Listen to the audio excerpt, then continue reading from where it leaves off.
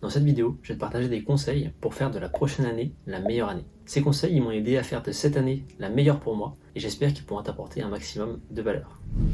Le premier conseil, c'est celui d'avoir plus de fun dans sa vie. Il y a beaucoup de personnes aujourd'hui qui s'ennuient dans leur travail, leur relation de couple ou les activités qu'elles font. Le problème, c'est que quand tu t'amuses pas dans ta vie, tout le reste devient beaucoup plus difficile. Et s'amuser dans sa vie, ça veut pas dire partir en vacances ou faire la fête. Ça veut dire simplement faire au quotidien des activités dans lesquelles tu t'amuses plus et tu prends un peu plus de plaisir. Et quand tu fais ça, il y a quelque chose de magique qui apparaît. C'est-à-dire que ton cerveau va commencer à se concentrer de plus en plus sur les activités qui sont fun pour toi. Tu vas détecter dans ton environnement des choses que tu voyais pas avant. Et à force, ça va te créer un momentum dans ta vie. C'est quoi un momentum? Un momentum, ça veut dire qu'au début, il faut que tu fasses des petits efforts, peut-être pour aller chercher des actions qui sont plus fun pour toi. Mais plus tu le fais, plus tu vas avoir une force puissante qui va te pousser vers l'avant. Et toute ta vie va devenir beaucoup plus simple parce que tu auras mis les bonnes actions en place. Et finalement, comme l'effet boule de neige, plus tu vas avoir des petites actions qui vont être fun dans ta vie, plus le reste de ta vie va devenir simple et plus la boule de neige va grossir. Mais comment mettre des petites actions en place vers quelque chose qui te fait plus plaisir? Pour ça, je vais te partager une citation d'une personnalité que j'aime beaucoup, qui est Naval Ravikant.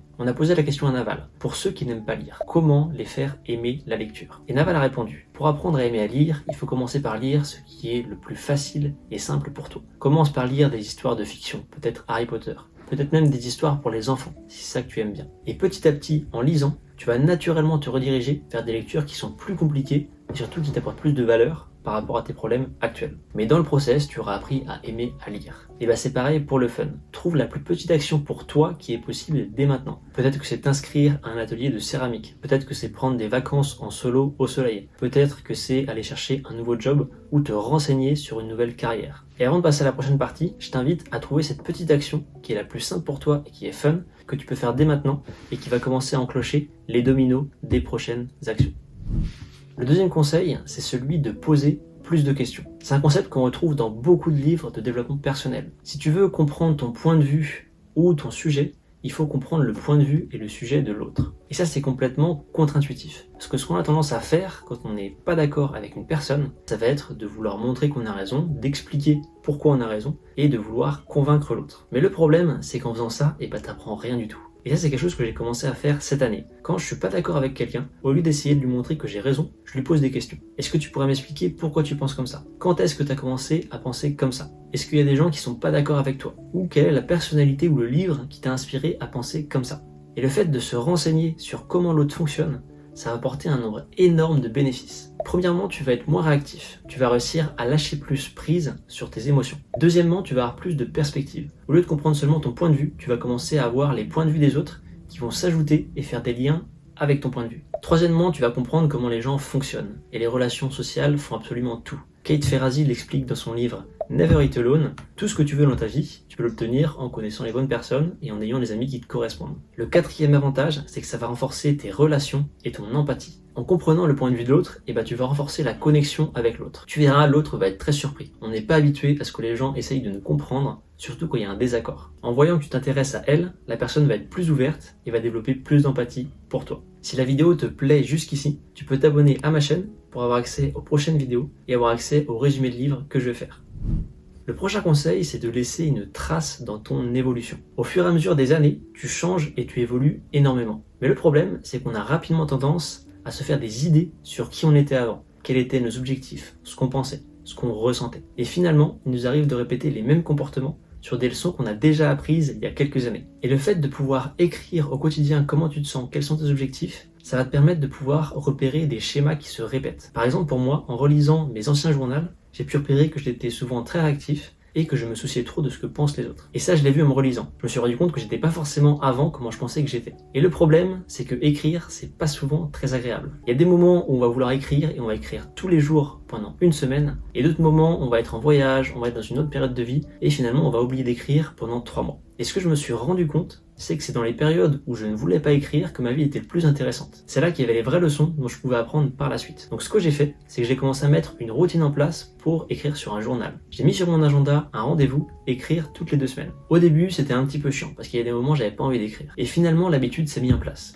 Et aujourd'hui, naturellement, j'écris sur mon journal toutes les 2 semaines. Et ça m'a permis de faire des gros progrès, parce que je sais que les années précédentes, toutes les 2 semaines, j'ai une version de moi qui m'explique mes objectifs, comment je me sentais, qu'est-ce que je voulais à ce moment-là. Et pour t'aider à mettre cette routine en place, je vais te partager une série de questions que tu peux utiliser comme structure pour écrire ton journal. Tu peux écrire tes objectifs et tes projets actuels. Tu peux écrire comment tu penses que tu te sentiras quand tu les auras atteints. Tu peux écrire les difficultés que tu rencontres. Tu peux écrire une leçon importante que tu as apprise dans la semaine. Tu peux écrire comment tu te sens dans ta phase de vie actuelle. Est-ce que cette période t'enseigne? Peut-être que c'est une période de vie de travail, peut-être une période de vie de relation de couple, peut-être une période de vie de voyage. Tu peux écrire les conversations ou les moments marquants en ce moment. Tu peux écrire comment tu te vois dans 1, 3 ou 10 ans. Et tu peux écrire les actions que tu mets en place aujourd'hui.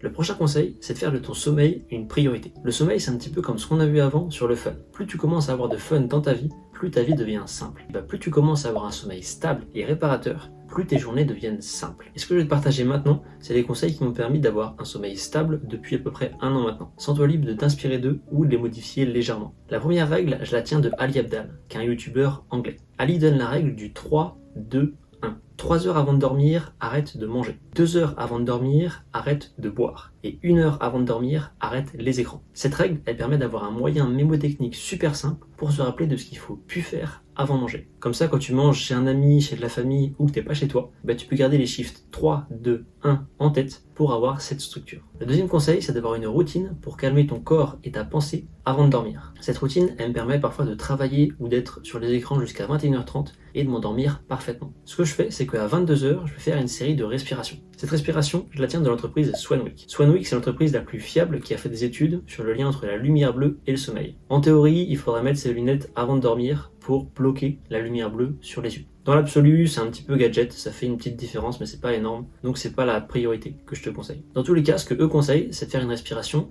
4, 6, 7. 4 secondes d'inspiration, 6 secondes où tu retiens ta respiration, et 7 secondes où tu vas expirer. Cette respiration, tu peux la faire une dizaine à une quinzaine de fois, 1 heure avant de dormir, et ça va commencer à détendre ton corps. Une fois que j'ai fait cette respiration, je vais méditer. S'il y a un seul conseil que tu dois retenir pour le sommeil, c'est celui de méditer. C'est celui qui fait toute la différence. Ça permet de s'endormir en ayant la machine du cerveau qui est en mode éteint. Ce que je vais d'abord faire, c'est que je vais faire un scan du corps. Je vais me concentrer sur les sensations dans mon nez, dans mes oreilles, dans mon torse et dans mes jambes. Le but, c'est simplement de revenir dans le corps et de se reconnecter à ces sensations. Et ensuite, ce que je vais faire pendant une demi-heure, c'est faire une méditation classique, c'est-à-dire se concentrer sur la respiration. Ça permet de purger toutes les pensées et les réflexions que j'ai. T'es pas obligé de commencer avec une demi-heure parce que c'est beaucoup, mais tu peux simplement faire 2 minutes, 5 minutes, 7 minutes, si c'est une durée qui toi te convient plus. Et après la méditation, ce que je vais faire, c'est que je vais lire un livre. Lire un livre, ça permet d'enlever cette dernière couche de pensée que tu pourrais avoir et littéralement de t'endormir en 5 minutes. Ce que je fais, c'est que je vais prendre le livre, je vais me mettre sur l'oreiller et puis je vais lire le livre tranquillement. Au bout de 5 minutes, mes yeux commencent en général à se fermer et là j'arrête le livre et je m'endors. Ce que je te conseille, c'est de lire un livre calme. Moi, j'aime bien lire des biographies avant de dormir. En ce moment, je lis la biographie de Nelson Mandela et ça permet de s'inspirer de courage pour la journée qui vient juste après. Le prochain conseil, c'est celui d'intégrer de l'information positive dans sa vie. Je vois beaucoup de personnes autour de moi qui ont tendance à se plaindre soit des parents qu'ils ont eus, soit de l'environnement qu'ils ont eu quand ils étaient petits, ou tout simplement de leur éducation. Et ce qu'ils disent par là, c'est qu'ils auraient aimé avoir un environnement qui les aurait poussés à avancer plus facilement. Et imagine si tu avais pu résoudre les problèmes que tu as résolus aujourd'hui, il y a une dizaine d'années. Combien ça t'aurait fait plaisir? Moi en tout cas, ça m'aurait fait beaucoup plaisir. Et cet environnement positif, tu peux le recréer avec les livres. Je t'ai fait une liste complète des livres que je te recommande de lire dans l'ordre. Dans cette liste, tu trouveras des sujets très variés. Ça peut être par exemple sur les relations, sur l'entrepreneuriat, sur la spiritualité, mais aussi sur des biographies pour aller dormir. Pour chaque livre, je t'ai expliqué pourquoi je te conseille ce livre. Est-ce que c'est pour prendre des meilleures décisions ou pour mieux gérer ses émotions? Si tu décides de t'inspirer de cette liste, t'as pas forcément à commencer par le premier. Comme on a vu avec Naval au début, commence par lire ce qui est fun pour toi. Donc prends le livre qui te parle et par la suite, si tu veux y revenir, tu pourras toujours revenir.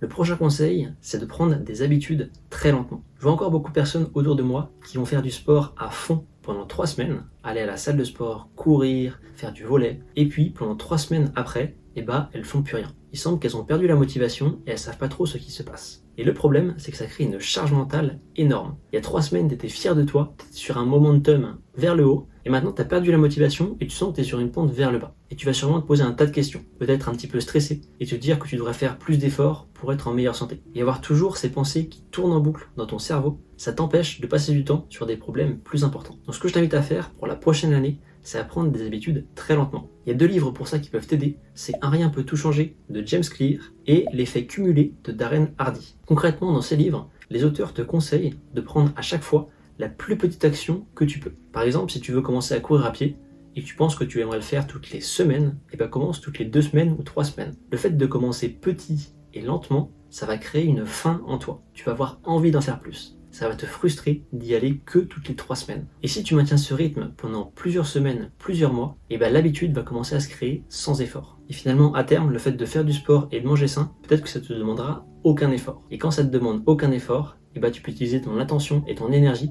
sur des problèmes plus importants.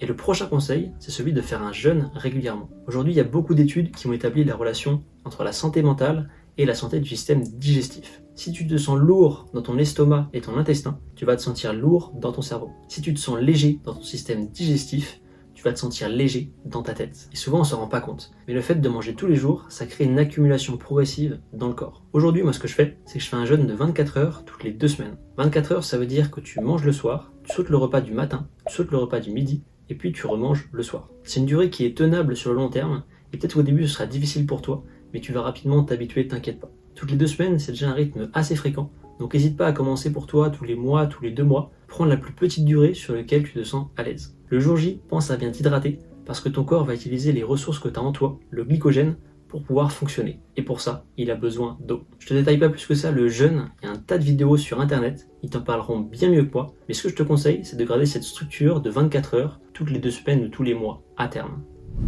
Le prochain conseil, c'est de faire une pause de 3 à 5 jours sur les habitudes dont tu n'es pas fier de toi. Ça peut être scroller sur les réseaux sociaux, ça peut être manger des fast-food, ça peut être regarder du porno. Le fait de faire cette pause de 3 à 5 jours, ça va faire comme quand tu prends des vacances après 3 mois de travail. Ça t'apporte une grande respiration et ça élargit ta perspective. Et là, je vais te faire un énorme spoiler, au bout des 3-5 jours, tu vas reprendre les anciennes habitudes. Tu vas regarder du porno, tu vas scroller sur les réseaux et manger des fast-food si tu le faisais avant. C'est comme après les vacances, bah tu vas retourner au travail. Et ça, c'est tout à fait ok, parce que le but, c'est pas d'arrêter ces habitudes, mais de t'apporter une nouvelle perspective dessus. Et petit à petit, tu verras, naturellement, tu vas les arrêter. Je t'ai fait un protocole complet pour faire cette détox 3 à 5 jours, juste ici. Dans cette vidéo, je te détaille comment préparer cette période, comment la faire, et surtout comment l'analyser par la suite, comment l'intégrer pour que tu puisses en tirer le plus de profit. Sur ce, je te souhaite une très bonne journée, une très bonne prochaine année, et je te dis à très vite.